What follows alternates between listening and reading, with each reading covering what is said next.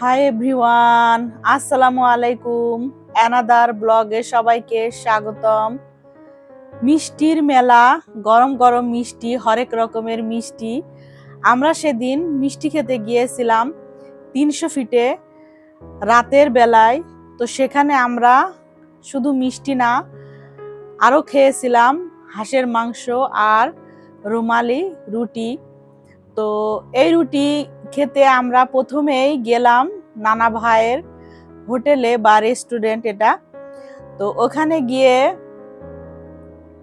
আমাদের যে ওনাদের যে খাবারের মেনু আছে সেটা আমাদেরকে দেয়া হলো। তো আমরা আগেই তো ঠিক করে গিয়েছিলাম যে আমরা জাস্ট একটু হাঁসের মাংস খাবো, আর আমাদের মেনলি খাওয়ার উদ্দেশ্য ছিল গরম গরম মিষ্টি।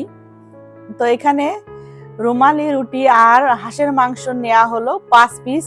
হাঁসের মাংস দিয়েছিল 300 টাকা আর রুমালি রুটি ছিল 25 টাকা করে। তো আমরা নিয়েছিলাম 2 বাটি হাঁসের মাংস আর 4 পিস রুমালি রুটি। আমরা মূলত খাবো গরম গরম মিষ্টি। তো এখানে আমরা খাওয়া দাওয়া করলাম। খুব বেশি একটা ভালো লাগলো না, যেহেতু আমরা গিয়েছিলাম অনেক রাতে, 1:18 বাজে যে মুহূর্তে আমরা ওইখানে ছিলাম। তো ওখানে খাওয়া দাওয়া করে আমরা চলে আসলাম মিষ্টির দোকানে। পাশেই ছিল মিষ্টি, বিভিন্ন রকমের মিষ্টি ছিল। তো আমাদের সাথে ছিল আমার মা আর আব্বা। মা আব্বা এসেছিল মূলত ওনাদেরকে মিষ্টি খাওয়ানোর জন্যই আমরা গিয়েছিলাম 300 ফিটে। তো ওখানে যে মিষ্টি ছিল প্রত্যেকটা আইটেমই আমরা একটা একটা করে ট্রাই করে দেখছিলাম।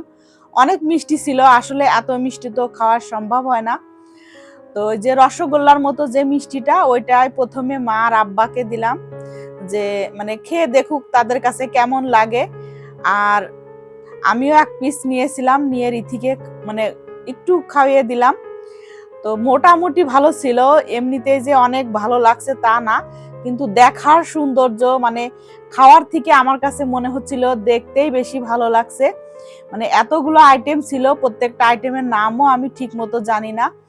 বিশেষ করে যে বালিশ মিষ্টি, এই মিষ্টিটা একা খাওয়া কারো পক্ষে সম্ভব না।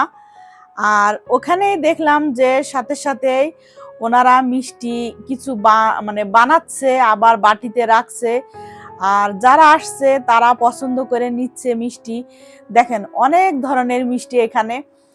এটা ল্যাংচা বলে, তারপরে রসগোল্লা, রসমালাই, বালিশ মিষ্টি, কালোজাম, সন্দেশ মিষ্টি, বিভিন্ন রকমের। আমি অতগুলা নামও ঠিক মতো জানি না।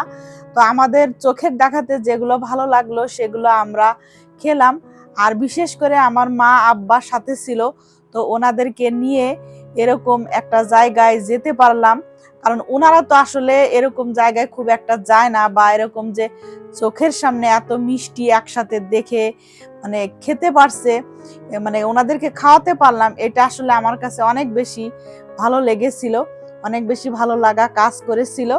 তো এই ছিল আজকের ভিডিও আপনাদের জন্য। আল্লাহ হাফেজ।